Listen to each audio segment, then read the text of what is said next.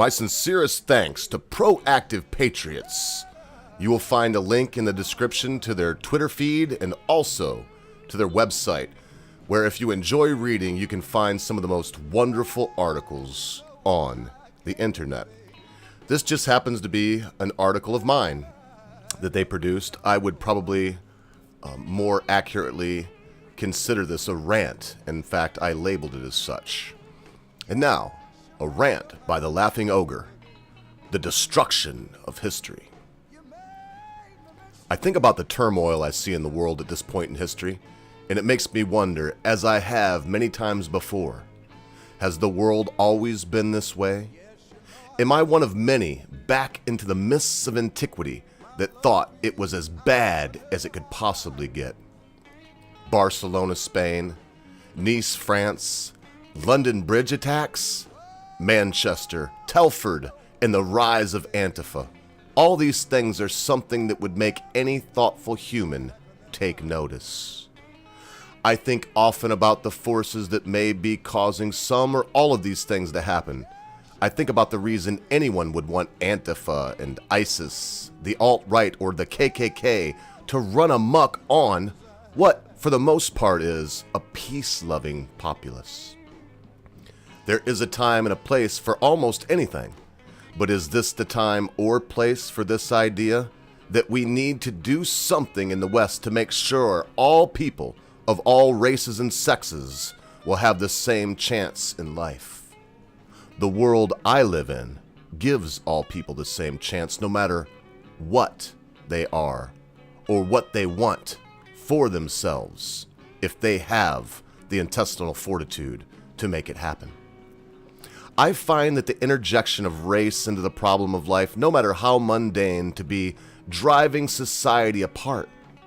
To use the idea that a group of people are downtrodden and therefore have the right, no, the duty to destroy pictures, statues, buildings, and wipe names and deeds of people from history is something we see in the worst governments that have ever been imposed on humanity. One will notice this is ramping up with the destruction of statues and monuments all over the United States and the world. Someone once said, "Those who do not learn from history are doomed to repeat it," and wiser words were never spoken. When we tear down and redact our history, we are not able to see the good and bad juxtaposed. It makes it harder to make a reasonable decision on what to believe. It is our duty to educate ourselves. It should be easy, but with a vicious dogma that's going on out there, tearing pages out of the history books, it's easy to see how even in the day of the internet, it can be hard to find all sides. One may ask themselves, why would we want to see all sides if some of them are Nazis or commies? It is all the more important to see the points of those whose ideas are abhorrent to us. To bring bad ideas out into the light of debate and social scrutiny is to assure the destruction of those bad ideas. If we do not look into what happened in Italy in the 1930s, we may be fooled into thinking that Antifa is anti-fascist and anti-Nazis, when, if one knows how the Nazis and fascists operated, one would see that Antifa is representing Nazi and fascist modus operandi. They claim to hate Hitler and take a page out of his playbook and march around burning property and intimidating people into doing what they want.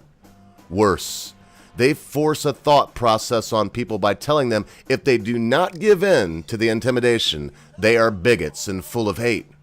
And yes, that is the pot calling the kettle black, but what do we expect from a group that claims to be against Nazis and shows it by acting as if they were SS stormtroopers and Nazi informants? And now, to all that hear my voice, I implore you, stand up against the systematic destruction and removal of historic statues, plaques, markers, and memorials.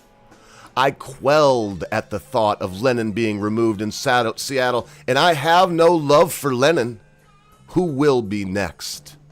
There is already talk of taking Lord Nelson from his column in Wimbledon. Should we remove the statues of Caesar from Rome? He was a dictator and a slave owner.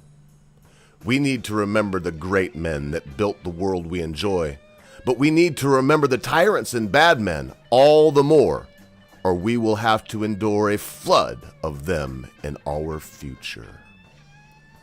Once again, thank you so much, proactive patriots, out there fighting the good fight that so many of us either believe we do not have the time or the backbone to fight.